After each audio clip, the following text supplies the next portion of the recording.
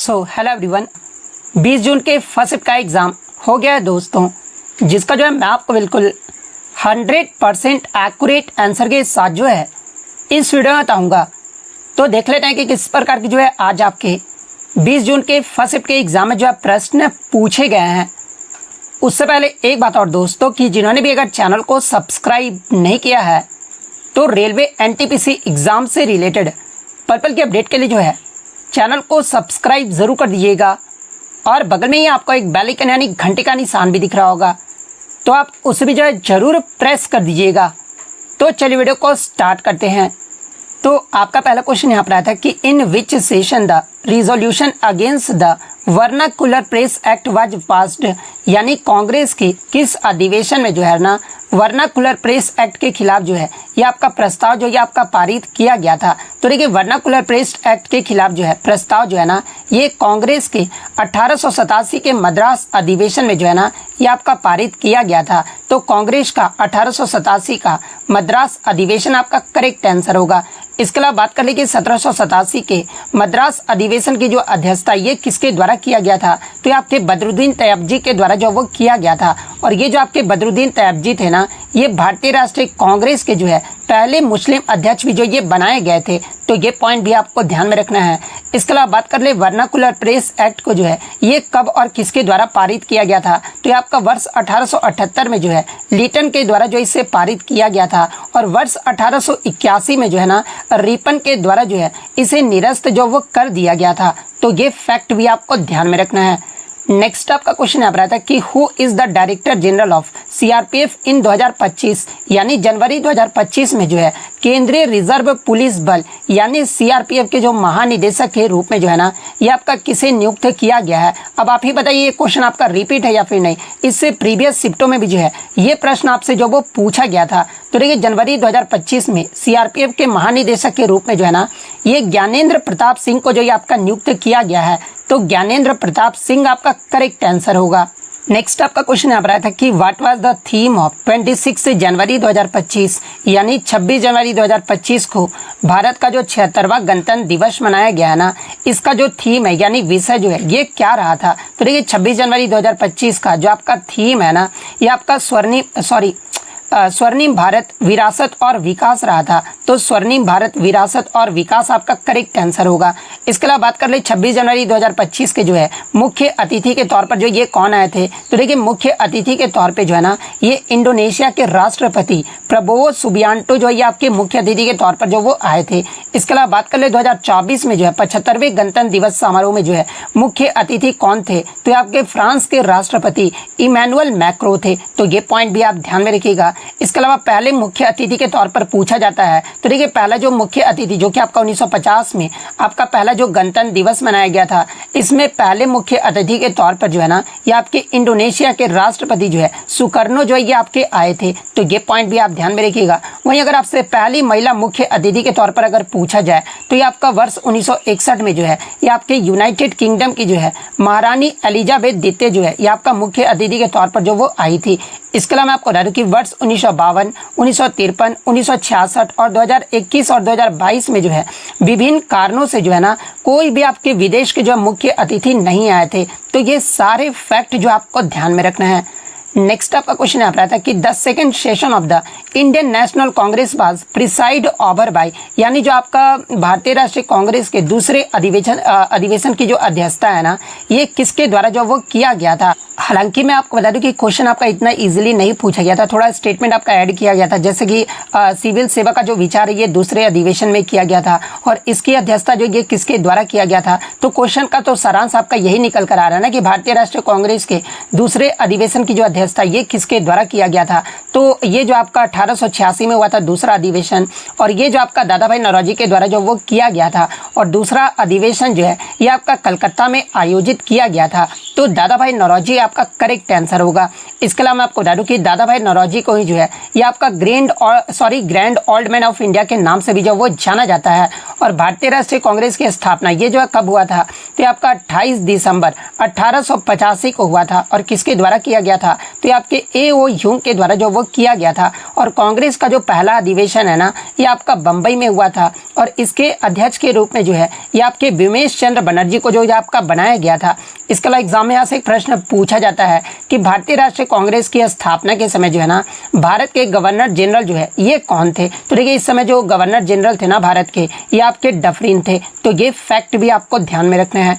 Next आपका question यहाँ पर आता है कि which is the landlocked neighbouring country that share border with India, यानी भारत के साथ सीमा साझा करने वाला जो है स्थलरूद्ध पड़ोसी देश कौन सा है? तो देखिए, भारत के साथ सीमा साझा करने वाला जो स्थलरूद्ध पड़ोसी देश है ना, यहाँ आपका नेपाल और भूटान है। तो ऑप्शन में आपका नेपाल दिया गया था, तो नेपाल आपका करेक्ट आंसर होगा।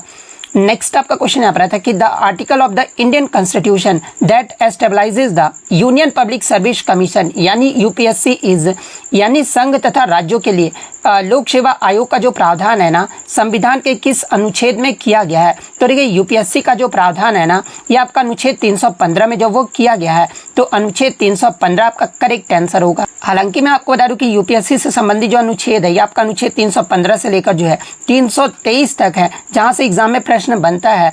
अनुच्छेद 316 की बात कर ले तो ये जो आपका सदस्यों की नियुक्ति और कार्यकाल के बारे में जो इसमें बताया गया है।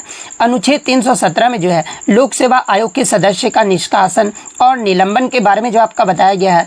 अनुच्छेद 318 में जो है आयोग के सदस्यों और कर्मचारियों की सेवा की शर्तों के अनुसार जो है ये आपका विनियमन बनाने की शक्ति जो ये प्रावधान जो वो किया गया है। अनुच्छेद 319 में जो है आयोग के सदस्यों द्वारा ऐसे सदस्य न रहने पर जो है पद धारण करने पर रोक जो वो आपका लगाया गया है। अनुच्छेद 320 में जो है लोक सेवा आयोग के कार्य के बारे में जो ये आपका जिक्र जो वो किया गया है। अनुच्छेद 321 में लोक सेवा आयोग के कार्यों का विस्तार करने की शक्ति जो है ये आपका इसका जो संबंधित ये आपका अनुच्छेद 321 में है। लोक सेवा आयोग के व्यय के बारे में जो है आपका 322 में जो आपका कहा गया है। लोक सेवा आयोग की रिपोर्ट से संबंधित जो अनुच्छेद है ये आपका अनुच्छेद 323 है। तो ये सारे फैक्ट जो आपको ध्यान में रखना है। आप कमेंट करके जवाब दीजिएगा कि मैं देखना चाहता हूँ कितने मेरे एक्स्ट्रा फैक्ट देखते हैं। यूपीएससी जो है ना, ये आपका किस आपका भाग से संबंधित है, ये जो आप कमेंट करके जरूर जवाब दीजिएगा। नेक्स्ट आपका क्वेश्चन यहाँ पर आया था कि who was the winner of 2024 US open men's single 2024, यानी 2024 का यूएस ओपन पुरुष एकल का जो खिताब है ना, ये किसने जीता है? तो देखिए, 2024 का यूएस ओपन पुरुष एकल का जो खिताब है ना, ये आपके इटली के जो है जैनिक सीनर ने जो है यूएसए के टेलर फ्रिट्ज को हराकर जो ये जीत जो हासिल जो वो किए हैं। तो इटली के जैनिक सीनर आपका करेक्ट आंसर होगा। वही 2024 में यूएस ओपन का अगर महिला एकल वर्ग में पूछा जाए तो महिला एकल वर्ग का जो है पहले भी आपसे पूछा गया था, जहां पर मैंने आपको ये एक्स्ट्रा फैक्ट में ये करवाया था। तो देखिए, महिला एकल वर्ग में जो है ना, ये आपका बेलारूस की आर्याना सबालेंका ने जो है फाइनल में ये अमेरिका के जेसिका पेगुला को जो वो हराया था, यानी विजेता जो रही थी ये आपका आर्याना सबालेंका जो वो रही थी। पुरुष डबल में अगर बात कर ले तो देखिए, पुरुष डबल में जो है ना, ये आपके दोनों ही ऑस्ट्रेलियाई खिलाड़ी रहे थे, जिनका नाम आपका क्या है तो मैक्स पर्सेल और जॉर्डन थॉमसन रहे थे। वहीं अगर मैं आप यूएस ओपन की बात कर लूँ तो ये जो आपका एक कैलेंडर वर्ष का जो है चौथा और आखिरी ग्रैंड स्लैम टूर्नामेंट है और पहली बार जो ये आपका वर्ष 1881 में आयोजित किया गया था और 1978 से जो है ये आपका हार्ड कोर्ट सतह पर जो ये आपका खेला जा रहा है। तो ये सारे फैक्ट जो आपको ध्यान में रखना है।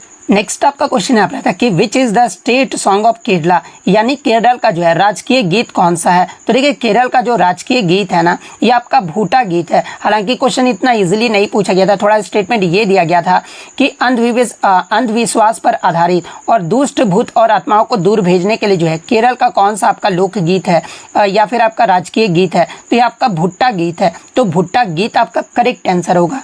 तमिलनाडु का अगर आपसे राजकीय गीत पूछा जाए तो ये आपका तमिल थाई वाल्थू है। उत्तर प्रदेश का जय जय उत्तर प्रदेश है। बिहार का अगर पूछा जाए तो मेरे भारत के कंठहार, ये जो आपका बिहार का राजकीय गीत है। तो ये पॉइंट भी आपको ध्यान में रखना है। नेक्स्ट आपका क्वेश्चन यहाँ पर आया था कि द स्त्री summit 2025 on women safety and empowerment was held in, यानी महिला सुरक्षा और सशक्तिकरण पर स्त्री शिखर सम्मेलन 2025 जो है ना, ये आपका कौन से शहर में जो ये आपका आयोजित किया गया था? तो देखिए, ये आपका स्त्री शिखर सम्मेलन 2025 जो है ना, ये आपका 15 अप्रैल 2025 को जो है ये आपका हैदराबाद सिटी सिक्योरिटी काउंसिल के द्वारा जो है ये आपका आयोजित किया गया था, जो कि आपका हैदराबाद शहर में जो है ये आपका आयोजित किया गया था। तो हैदराबाद आपका करेक्ट आंसर होगा। और इसका आपका मुख्य थीम क्या रहा था, तो देखिए साझा सीख, व्यवहारिक समाधान, सम्मान की संस्कृति को जो है ये आपका बढ़ावा और सहयोग जो है इसका आपका मुख्य थीम रहा था। तो ये पॉइंट भी आपको ध्यान में रखना है।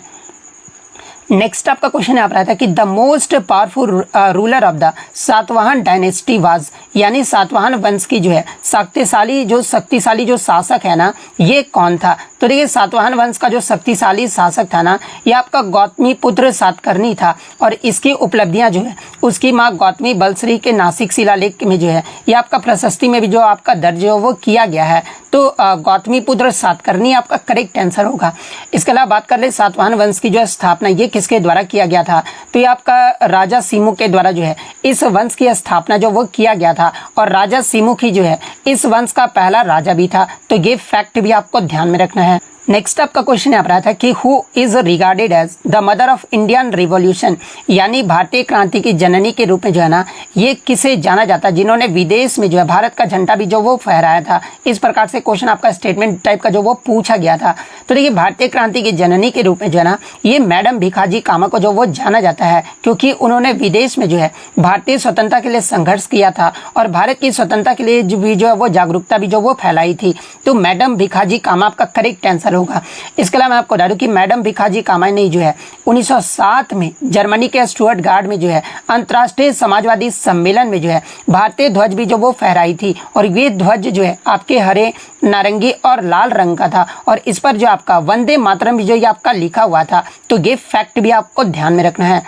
नेक्स्ट आपका क्वेश्चन यहाँ पर आता है कि which of the following ports is not a western port, यानी निम्नलिखित में से कौन सा बंदरगाह जो है ना भारत के पश्चिमी तट पर स्थित नहीं है। तो देखिए भारत के पश्चिमी तट पर स्थित अगर बंदरगाहों की अगर मैं बात कर रहा हूँ तो देखिए कांडला, जिसे आपका दीनदयाल बंदरगाह भी कहा जाता है, ये आपका गुजरात राज्य में स्थित है जो कि आपका पश्चिमी तट का बंदरगाह है। मुंबई भी आपका है जो कि महाराष्ट्र में है।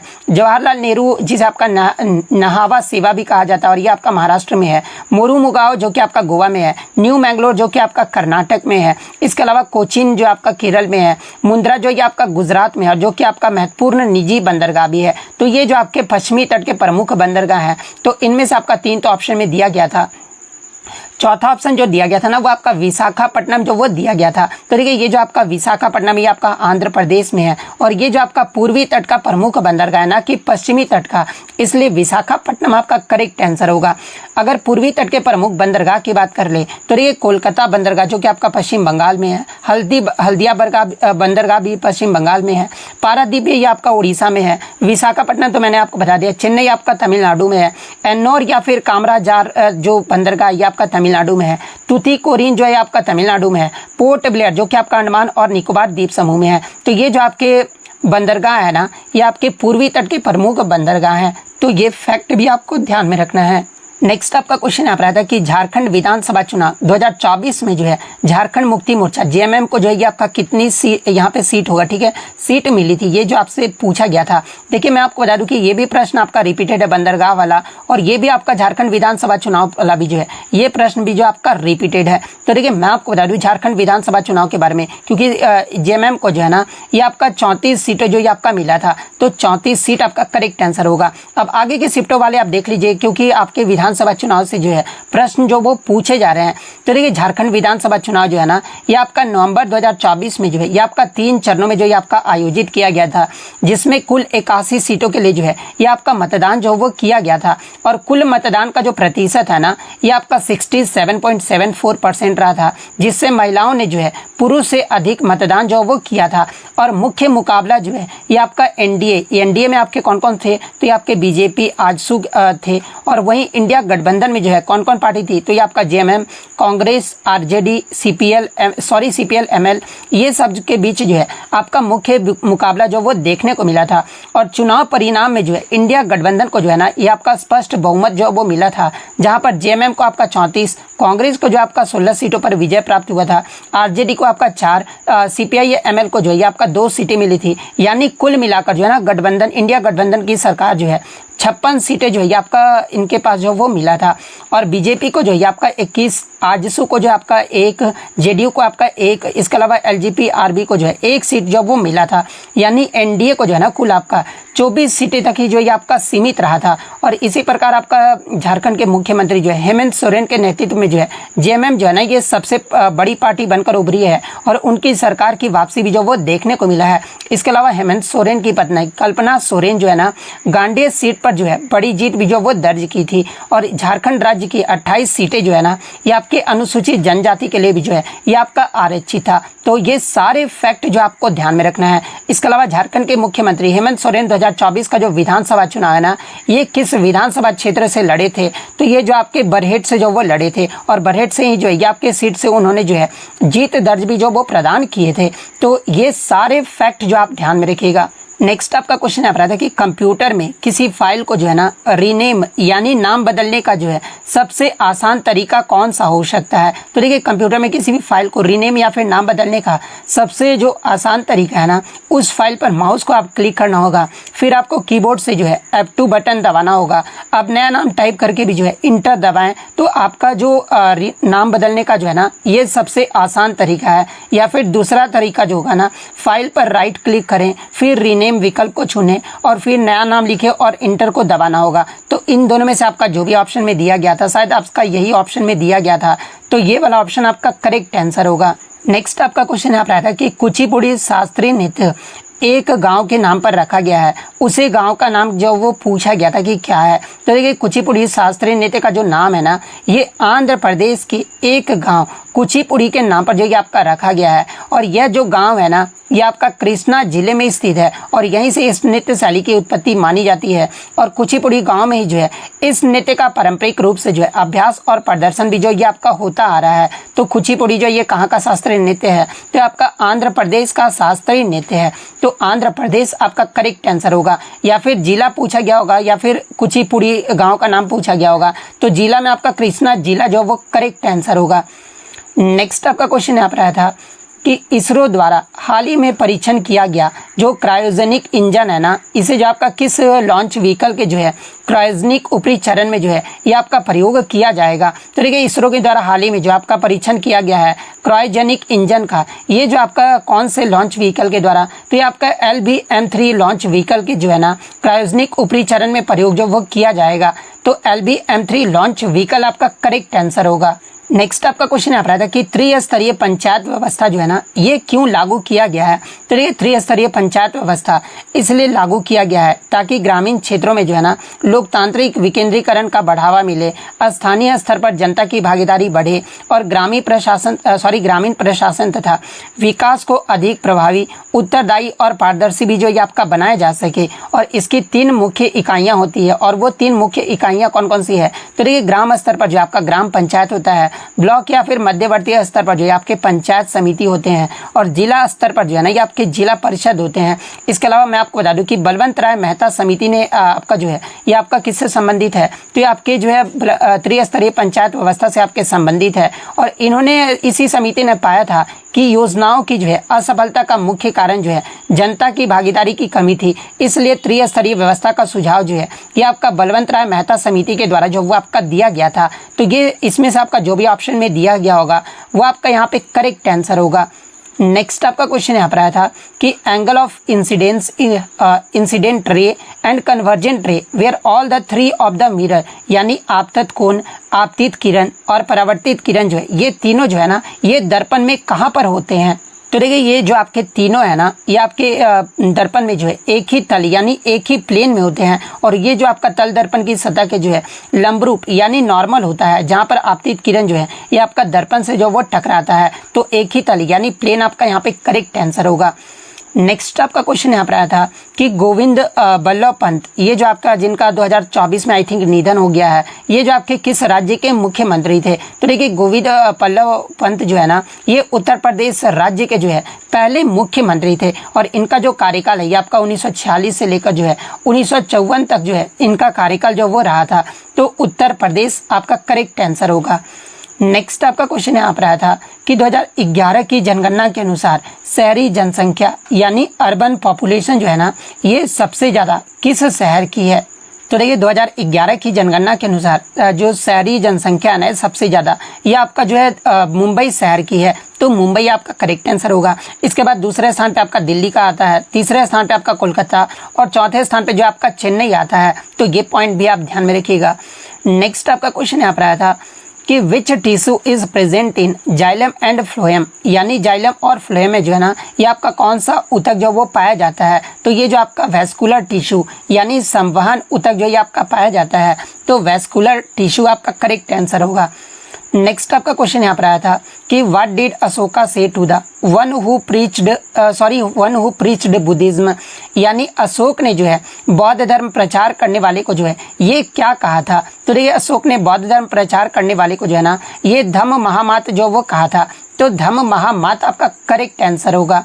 नेक्स्ट आपका क्वेश्चन यहाँ पर आया था कि with whose permission can the president dissolve the Lok Sabha, यानी राष्ट्रपति लोकसभा को जो है किसकी अनुमति से जो है ना ये भंग जो वो कर सकते हैं। तो देखिए प्रधानमंत्री की सलाह पर जो है ये जो राष्ट्रपति है आपका लोकसभा को जो ये भंग कर सकते हैं, और ये जो आपका संविधान के अनुच्छेद 85 के तहत जो है राष्ट्रपति को ये शक्ति जो आपका प्राप्त है कि वह प्रधानमंत्री की सलाह पर जो है लोकसभा को जो वो भंग कर दे। तो ये फैक्ट भी आप ध्यान में रखिएगा। तो प्रधानमंत्री की सलाह पर आपका करेक्ट आंसर होगा।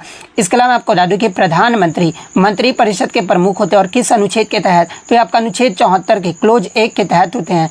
इसके अलावा राज्यसभा जो है एक आपका स्थायी सदन है और इसे जो आपका भंग नहीं किया जा सकता है। तो ये फैक्ट भी आपको ध्यान में रखना है। नेक्स्ट आपका क्वेश्चन यहाँ पर आता है कि in Rajasthan crescent shaped sand dunes are called, यानी राजस्थान में जो है अर्ध चंद्राकार रेत के टीले को जो है ना ये क्या कहा जाता है। तो देखिए राजस्थान में अर्ध चंद्राकार रेत के टीले को जो है ना ये आपका बरखान या फिर बरचन जो वो कहा जाता है। तो बरखान या बरचन में से जो भी ऑप्शन में आपका दिया गया होगा वो आपका यहाँ पे करेक्ट आंसर होगा। नेक्स्ट आपका क्वेश्चन यहाँ पर आया था कि 1853 के चार्टर अधिनियम में जो है ना गवर्नर जनरल की परिषद में जो है ये कितने सदस्य थे। तो देखिए 1853 के चार्टर अधिनियम में जो है गवर्नर जनरल की परिषद में जो है आपके कुल 12 सदस्य थे, और इसमें इसमें जो 6 नए सदस्य जो वो जोड़े गए थे, जो कि विधायी कार्य को लिए जो है ना ये आपके जो वो जोड़े गए थे। तो ये पॉइंट भी आपको ध्यान में रखना है। नेक्स्ट आपका क्वेश्चन यहाँ पर आता है कि 2017 से 2022 तक जो है ना गरीबी प्रतिशत में जो है ये कितनी कमी जो वो देखने को मिली है। तो देखिए 2017 से 2020 के बीच जो है भारत में अत्यधिक गरीबी प्रतिशत में जो है ये आपका उल्लेखनीय कमी जो वो देखने को मिला है। जैसे कि विश्व बैंक के अकॉर्डिंग जो है 2017 में अत्यधिक गरीबी दर लगभग आपका 8 से 9% के आसपास रहा था, और 2011-12 में जो है ना आपका 16.2% रहा था, और 2022-23 में जो है ये आपका 2.3% जो वो देखने को मिला था। यानी 2022-23 में ये जो आपका गरीबी रेट घटकर जो है ना ये केवल आपका 2.3% जो ये आपका रह गया है। इस प्रकार 2017 से 2022 के बीच जो है अत्यधिक गरीबी दर में जो है ना लगभग आपका 6.7% अंकों की कमी जो वो देखने को मिली है। तो इनमें से आपका जो भी ऑप्शन में दिया गया होगा वो आपका करेक्ट आंसर होगा। नेक्स्ट आपका क्वेश्चन यहाँ पर आया था कि गिनी गुणांक यानी गिनी कोएफिशिएंट का जो संबंध है ना ये किससे है। तो देखिए गिनी कोएफिशिएंट का जो संबंध है ना ये आपका आय या धन की असमानता से है, और ये आपका मापता है गिनी कोएफिशिएंट कि किसी देश या समाज में आय या संपत्ति का वितरण जो है ना ये कितना असमान है। जैसे कि शून्य अगर गिनी गुणांक की बात कर ले तो देखिए शून्य का जो गिनी गुणांक है ना ये पूर्ण समानता को जो है ये आपका दर्शाता है, जबकि 1 का जो गिनी गुणांक है ना ये आपका पूर्ण असमानता को जो ये आपका दर्शाता है। तो धन की असमानता, आय या धन की असमानता जो आपका करेक्ट आंसर होगा। नेक्स्ट आपका क्वेश्चन यहाँ पर आया था कि कौन सी मिट्टी में जो है आयरन आपका अधिक होता है लेकिन जिप्सम जो है ना ये आपका कम होता है। तो देखिए ये जो आपका रेड सॉइल यानी लाल मिट्टी होता है ना इसमें आपका आयरन की मात्रा जो है ये आपका अधिक होती है, लेकिन इसमें आपका जिप्सम जो वो कम पाया जाता है, और इसका जो लाल रंग है ना ये आपका आयरन ऑक्साइड की अधिकता के कारण होता है, जबकि इसमें आपके जो है जिप्सम, चूना और फॉस्फेट की जो वो कमी जो वो देखी जाती है। तो रेड सॉइल आपका करेक्ट आंसर होगा। नेक्स्ट आपका क्वेश्चन यहाँ पर आया था कि निम्नलिखित में से किसके लिए जो है टच स्क्रीन का उपयोग जो वो किया जाता है। तो देखिए टच स्क्रीन का जो उपयोग है ना ये आपके इनपुट के साथ साथ जो है आउटपुट डिवाइस के लिए भी जो वो किया जाता है, यानी जो टच स्क्रीन है ना ये आपका इनपुट और आउटपुट डिवाइस दोनों ही है। तो ये वाला ऑप्शन आपका करेक्ट आंसर होगा। नेक्स्ट आपका क्वेश्चन यहाँ पर आता है कि फ्रियोन के जो है से सबसे ज़्यादा प्रभावित कौन सा होता है। तो देखिए फ्रियोन से सबसे ज़्यादा जो प्रभावित है ना ये आपका ओजोन लेयर यानी ओजोन परत होता है। और फ्रियोन जैसे क्लोरोफ्लोरोकार्बन समताप मंडल में जाकर जो है ना ये आपके ओजोन को जो है आपके नष्ट करते हैं, जिससे ओजोन परत में आपका छिद्र या फिर क्षरण होता है। और ओजोन परत के क्षरण से ही जो है ये आपके हानिकारक पराबैंगनी किरणें जो है पृथ्वी तक जो है आपका पहुँचती है, जिससे मनुष्य, पौधे और समुद्री जीवन पर भी जो है ना ये आपका नकारात्मक प्रभाव जो वो देखने को मिलता है। तो आपका ओजोन परत यानी ओजोन लेयर आपका करेक्ट आंसर होगा। नेक्स्ट आपका क्वेश्चन यहाँ पर आता है कि the primary goal of the legal service authorities act of 2002 is यानी विधिक सेवा प्राधिकरण अधिनियम 2002 का जो प्राथमिक लक्ष्य है ना ये क्या है। तो देखिए मैं आपको बता दूं कि विधिक सेवा प्राधिकरण अधिनियम ये जो आपका 1987 में आया था और इसे जो आपका 2002 में जो है ये आपका संशोधित किया गया था। और इसका जो प्राथमिक लक्ष्य था ना ये समाज के कमजोर और गरीब वर्गों को जो है निःशुल्क एवं सक्षम विधिक सहायता प्रदान करना, ताकि कोई भी व्यक्ति जो है आर्थिक या अन्य असमर्था के कारण जो है ना ये न्याय प्राप्त करने से जो है ये आपका वंचित जो वो नहीं रहे। इसके अलावा मैं आपको बता दूं कि इसका एक और महत्वपूर्ण लक्ष्य था कि इसके तहत जो है अस्थायी लोक अदालत यानी परमानेंट लोक अदालत का जो है गठन भी जो वो किया गया था, ताकि जनहित सेवाओं से जुड़े विवादों का जो है ये आपका मुकदमा दायर होने से पहले ही जो है आपसी सुलह और समझौते के आधार पर भी जो है ना ये समाधान जो वो किया जा सके। तो ऑप्शन में आपका परमानेंट लोक अदालत दिया गया था, तो परमानेंट लोक अदालत आपका करेक्ट आंसर होगा। एक क्वेश्चन आपका यहाँ पर आया था कि एपिक 2025 का जो आयोजन है ना ये कहाँ पर किया गया था। तो देखिए एपिक 2025 का जो आयोजन है ना ये आपका दक्षिण कोरिया में जो वो किया गया था। और एपिक शिखर सम्मेलन का जो आपका मुख्य विषय जो है क्या चुना गया था, तो ये आपका कनेक्ट, इनोवेट और प्रॉस्पर ये जो आपका विषय जो वो चुना गया था। तो ये फैक्ट भी आप ध्यान में रखिएगा। तो दक्षिण कोरिया आपका करेक्ट आंसर होगा। नेक्स्ट अगर हम लोग मैथ्स के क्वेश्चन की बात कर ले तो देखिए मैथ्स के क्वेश्चन लगभग मुझे भी 20+ क्वेश्चन तो मैथ्स के मिल ही जाते हैं, लेकिन आप लोग जवाब नहीं देते कमेंट बॉक्स में, इसलिए मैं मैथ्स के क्वेश्चन थोड़ा कम ही लाता हूं, क्योंकि जब आप लोग उतना रिस्पांस नहीं दोगे तो मैथ्स का क्वेश्चन लाने का फिर कोई मतलब नहीं है। तो अगर अच्छे जवाब मिलेंगे तभी मैं मैथ्स के क्वेश्चन ज़्यादा लाऊंगा। एक क्वेश्चन आपसे पूछा गया था कि मोहन ने बैंक में 3200 रुपये जमा करवाएं, जिसमें से 100 और 50 के नोट थे। नोटों की कुल संख्या जो है 33 थी, तो बताओ उसमें 50 के कुल नोट की संख्या जो है ये कितनी थी। जहाँ पे ऑप्शन आपका 2, 12, 8 और 9 जो वो दिया गया था। तो जो भी बच्चे, जिन भी बच्चों का आगे एग्जाम है, इस प्रश्न का उत्तर जो है कमेंट करके जरूर बताइएगा कि इसका उत्तर जो विद सॉल्यूशन के साथ कि इसका उत्तर जो आप कैसे निकालेंगे। जहाँ आप समझो कि एग्जाम में आपको इसी प्रकार के क्वेश्चन जो वो देखने को मिलेंगे। a + b = 46 था, a - b का स्क्वायर जो आपका 217 था, तो a और b का गुणनफल बताना था कि कितना होगा। तो आप कमेंट करके बताइएगा कि a और b का जो गुणनफल है ना वो आपका कितना होगा।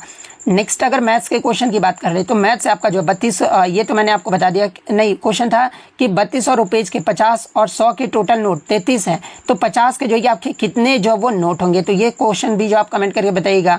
पी आपका जो वो आपका 3000 दिया गया था, रेट आपका 8%, तो आपका शायद पूछा गया 14 फरवरी 2024 से 15 अप्रैल 2024 तक जो है ना ऐसा ही बताना था कि वो कितना होगा। और ऑप्शन बच्चे ने बताया 40, 39, 38 या फिर 41। इसका जवाब भी जो आप कमेंट बॉक्स में जो वो जरूर दीजिएगा। एक क्वेश्चन आपका क्वाड्रेटिक इक्वेशन से आया था, 7x² - 28x + 21 = 0 था। तो मूल्य इसका जो है मूलों का योग बताना था कि मूलों का जो योग होगा वो कितना होगा। तो इसका जवाब भी जो आप विद सॉल्यूशन के साथ बताइएगा कि मूलों का योग जो वो कितना होगा। तो अगर वीडियो अच्छी लगी हो तो वीडियो को जो है लाइक ज़रूर कर दीजिएगा, और इसी तरह रियल एनालिसिस पाने के लिए जो है चैनल को सब्सक्राइब ज़रूर कर दीजिएगा। और देखिए जब भी आपका एग्ज़ाम होता है ना तो आप क्वेश्चन जो है वो बता दीजिएगा। जैसे कि कल के ही देख लो आप 19 जून के थर्ड शिफ्ट के कोई भी क्वेश्चन बच्चे द्वारा नहीं मिल पा रहा था, मतलब कि बहुत कम क्वेश्चन मिल पा रहे थे, मतलब इक्का दुक्का क्वेश्चन मिल पा रहा था। तो अब जब क्वेश्चन ही नहीं भेजोगे तो मैं एनालिसिस क्यों करवाऊंगा। अब ऐसा थोड़ी कि मैं आप क्वेश्चन नहीं भेजोगे तो मैं फेक क्वेश्चन आपको करवा दूंगा। मैं पहले भी आपको बोला हूँ कि मैं इस चैनल पर सिर्फ आपको रियल एनालिसिस करवाता हूँ। तो अगर आपका एग्जाम होता है तो टेलीग्राम का लिंक आपको जो वो डिस्क्रिप्शन में मिल जाएगा। आप टेलीग्राम से ज्वाइन होकर जो है क्वेश्चन जरूर भेजा कीजिए। 10 ही क्वेश्चन याद हो, 15 क्वेश्चन याद हो, लेकिन एक साथ आप 15 क्वेश्चन वो जरूर भेजा कीजिए। तो मिलते हैं नेक्स्ट वीडियो में, तब तक thank you, all the best.